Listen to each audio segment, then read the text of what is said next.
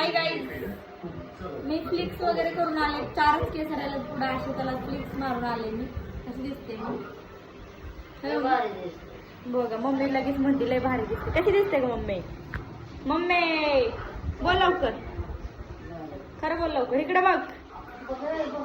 बघा एवढी टीव्हीत मग्न ना आमची मम्मी की विचारू नका. बास हो का, डोळा बी निघेन आणि काहीच ना आहे का. हो का, ती लसूण बी बाजूला आहे, सगळं बाजूला आहे. बघा गाईज, आजी बी बसली बाजूला आणि मम्मी बी बसली बाजूला. हो का, ए मम्मी हो का. आता हा म्हणायला लागली आणि एवढं वेळ मी विचारते ना आता हा गाईज म्हणायला लागली आहे का.